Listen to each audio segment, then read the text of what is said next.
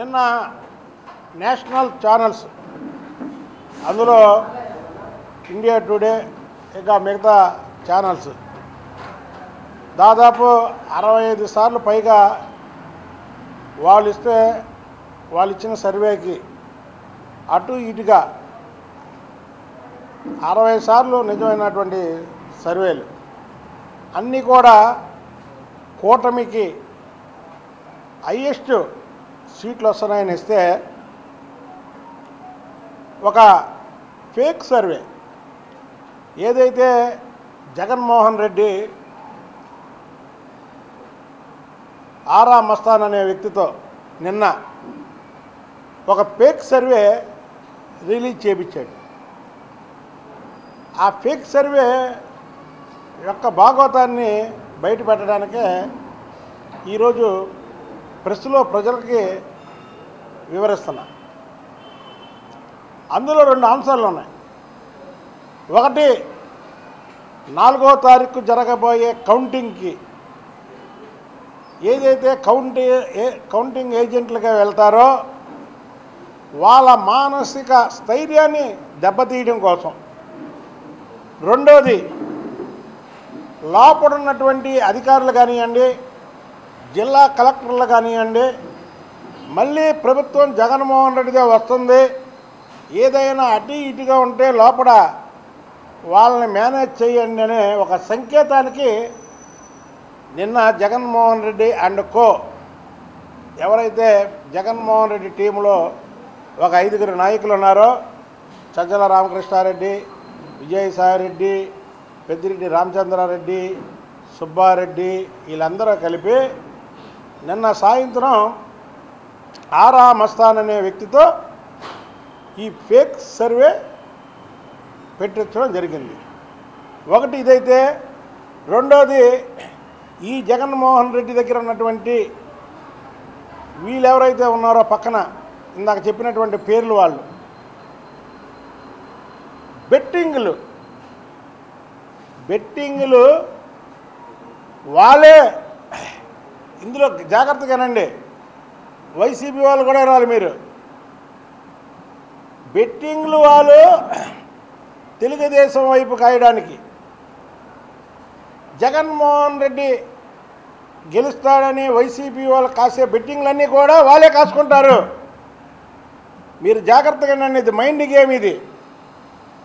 ఎందుకంటే ఎన్నికలైన మరుక్షణం నుంచి మనం చాలా ఛానల్లో చూసాం, కూటమి గెలుస్తుంది అని రూపాయికి 2 రూపాయలు, రూపాయికి 3 రూపాయలు, రూపాయికి 4 రూపాయలు, రూపాయికి 5 రూపాయలు, ఒక చోట రూపాయికి 10 రూపాయలు కూడా ఇస్తున్నారు అనేది ప్రతి ఛానల్లో వాళ్ళు వేశారు. ఇవాళ ఈ జగన్మోహన్ రెడ్డి వెనకాతలో ఉన్నటువంటి టీము వైసీపీ గెలుస్తుందని ఎవరన్నా పందెం ఈ ఆరా మస్తాన్ ద్వారా వేస్తే వాళ్ళకి ఎన్నికలైనటువంటి ఖర్చుని వాళ్ళ దగ్గర వెనకాతలో రాబట్టుకోవడం కోసం ఇదొక మైండ్ గేమ్. ఆ మైండ్ గేమ్లో పడకండి. ఎవరైనా డబ్బులు ఒకటే మేము చెప్పేది. ఆరా మస్తాన్తో ఒక ఫేక్ సర్వే నిన్న చెప్పించారు. అది ఒక ఫేక్ సర్వే, దాన్ని ఎవరూ నమ్మద్దు. వచ్చేది కూటమి, 130 సీట్లు పైగా కూటమికి వస్తున్నాయి. ఒక వేవు ఆంధ్రప్రదేశ్లో ఒక వేవు ఉధృతంగా వచ్చింది. దీనికి నిదర్శనం ఏంటంటే జగన్మోహన్ రెడ్డి ప్రభుత్వం దిగిపోవాలని ప్రతి ఒక్కరిలో ఉంది. కాబట్టి రాష్ట్రంలో ఎగ్జిట్ పోల్స్ గురించి ప్రజలు దాదాపు ఎన్నికలైన మరుక్షణం నుంచి ఇప్పుడు వరకు కూడా ఆతృతగా ఉన్నారంటే ఆలోచించాలి. ఎప్పుడు కూడా ఎగ్జిట్ పోల్స్ గురించి ప్రజలు ఇంతగా ఎదురు చూసినటువంటి దాఖలాలు ఎక్కడా లేవు. ఈసారే ఆంధ్రప్రదేశ్లో గురించి ఉంది. ఏంటంటే ఆంధ్రప్రదేశ్లో కూటమి వస్తుంది, జగన్మోహన్ రెడ్డి దిగిపోతున్నాడు, జగన్మోహన్ రెడ్డి ఎప్పుడు దిగిపోతాడా అని ప్రజలు రాష్ట్రంలో దేశంలో అందరూ ఉన్నారు. కాబట్టి ఎగ్జిట్ పోల్స్ మీద ప్రతి ఒక్కరూ అంటే నేషనల్ ఛానల్స్ అన్నీ కూడా కూటమికి కూటమి యొక్క బలాన్ని చెబితే ఈ పేక్ సర్వే ఆరా మస్తాన్తో చెప్పించారు. ఆరా మస్తాన్తో చెప్పించినటువంటి జగన్మోహన్ రెడ్డికి ఒక సవాల్ విసురుతున్నా. సవాల్ స్వీకరించాలి. ఆరా మస్తాను నీది పేక్ సర్వే, వచ్చేది కూటమి రాకపోతే నా నాలుక కోసుకుంటా, ఎప్పుడు మాట్లాడను. అలాగే నువ్వు చెప్పినట్టు కానీ నువ్వు వైసీపీ గెలవకుండా కానీ కూటమి వస్తే నీ నాలుక కోసుకుంటావా? ఎప్పుడు ప్రజల్ని తప్పుదారి పట్టించకుండా ఆరా మస్తాను నాలుక కోసుకుంటావా? ఒకటి. రెండోది, నీతో చెప్పించినటువంటి జగన్మోహన్ రెడ్డి చంద్రబాబు నాయుడు గారు నేను ముఖ్యమంత్రిగానే మళ్ళీ అసెంబ్లీలో అడుగు పెడతానని చెప్పాడు. అప్పటి వరకు నేను అడుగు పెట్టనని చెప్పాడు. లోపల మాయసభలాగా ఆయన అవమానపరిస్తే ఇవాళ నీ క్రిమినల్ ఆలోచనతో ఆఖరికి నీ పార్టీ మీద నమ్మకంతో ఎవరన్నా పందేలు కడతారేమో అని ఆ డబ్బుని వెనక్కి తెప్పించుకోవడం కోసం ఏదైతే పోలింగ్ బూత్ కౌంటింగ్ ఏజెంట్లుగా వెళ్ళే వాళ్ళని ఆత్మస్థైర్యాన్ని దెబ్బకొట్టడం కోసం ఇప్పుడున్నటువంటి జిల్లా కలెక్టర్లని బెదిరించో భయపెట్టో నీకు అనుకూలంగా అక్కడక్కడ ఏదన్నా ఉంటే సపోర్ట్గా తెచ్చుకోవడం కోసం నువ్వు ఈ ఆరా మస్తాన్తో చెప్పించిన దానికి చంద్రబాబు గారితో నువ్వు డైరెక్ట్గా నువ్వు కానీ మళ్ళీ ప్రభుత్వం ఏర్పాటు చేయకపోతే నీ జీవితంలో అసెంబ్లీకి అడుగు పెట్టనని చంద్రబాబు గారితో ఛాలెంజ్ చేయగలవా జగన్మోహన్ రెడ్డి? మేము ఒకటే చెప్తున్నాం, చంద్రబాబు గారు చెప్పారు ముఖ్యమంత్రిగానే నేను అడుగు పెడతానని. అవ్వకపోతే పెట్టన్నాడు కదా. ఇప్పుడు నువ్వు ఆరా మస్తాన్తో పేక్ సర్వే చెప్పించావు కదా. నీ క్రిమినల్ ఆలోచనతో నువ్వు చంద్రబాబు గారికి ఛాలెంజ్ ఇసరగలవా? నేను వైసీపీ ప్రభుత్వం రాకుండా నేను ముఖ్యమంత్రి అవ్వకపోతే నా జీవితంలో ఇక అసెంబ్లీలో అడుగుపెట్టనని ఎందుకు జగన్మోహన్ రెడ్డి ఇంకా 2 రోజులు ఉందనగా ఎందుకు ఇంకా ప్రజల్ని అలా తెలుగుదేశం పార్టీ కేటర్ని ఆత్మస్థైర్యాన్ని ఆఖరికి ఓటు వేసిన ప్రతి ఒక్కరి ఆత్మస్థైర్యాన్ని దెబ్బతీయడం కోసమే ఈ ఆరా మస్తాన్ సర్వే.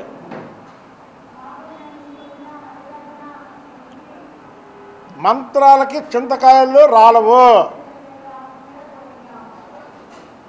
చింత చెట్టు ఉంటుంది ఎవరికి వెళ్ళే మంత్రాలు చెప్తే చింతకాయలు రాలుతాయా? అలాగే 2 రోజుల్లో వైసీపీ భాగవతం బట్టబయలు అవుతుంది. మీరు ఈ క్రిమినల్ ఆలోచనతో మీ ప్రజల వద్ద డబ్బు లాక్కోవడానికి ఒక పక్క ఇంకొక పక్క ఏమో ఏజెంట్లని కౌంటింగ్ ఏజెంట్లని ఆత్మస్థైర్యాన్ని దెబ్బకొట్టడం కోసమో లేదా అక్కడ ఉన్నటువంటి అధికారులని బెదిరించడం కోసమో ఈ పని చేయడం అనేది కరెక్ట్ కాదు. ఆరా మస్తాన్ కానీ ఒకవేళ నేను ఇసిన ఛాలెంజ్కి ఆయన ఒప్పుకోకపోతే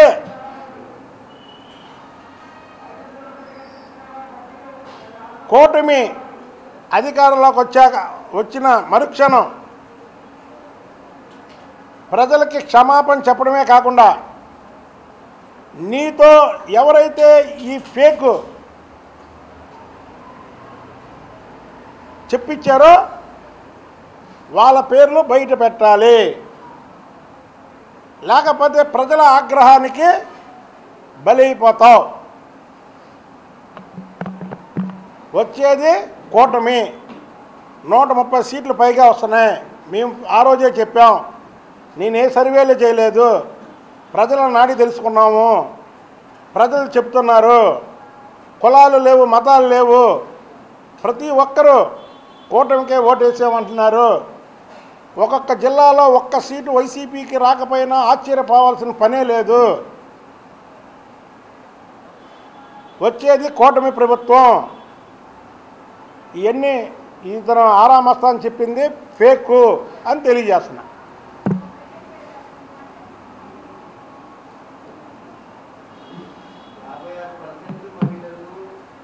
అసలు ఫేక్ అండి అది. అసలు అది చెప్పిందే ఫేక్. అసలు పర్సంటేజ్లు ఇవన్నీ కాదు, వచ్చేది కూటమి. నేను చెప్పాను కదా, ఆరా మస్తాన్ వాళ్ళు నిజంగా ఆయన చెప్పింది కరెక్ట్ అయితే నేను 4 కోసుకుంటా. ఆయన ఒకవేళ చెప్పింది ఫేక్ అయితే 4 కోసుకుంటాడా చెప్పమనండి. ఒకవేళ ఈ ఛాలెంజ్కి ఒప్పుకోకపోతే కూటమి ప్రభుత్వం ఏర్పడగానే ప్రజలకు క్షమాపణ చెప్పాలి. అతనితో ఎవరైతే ఈ సంగతి చెప్పించారో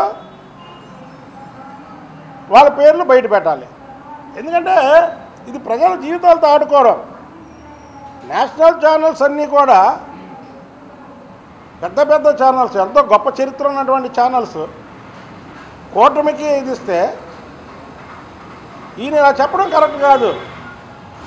దీన్ని మరి ఏ ఉద్దేశంతో చెప్పారు? రకరకాల అనుమానాలు వస్తున్నాయి.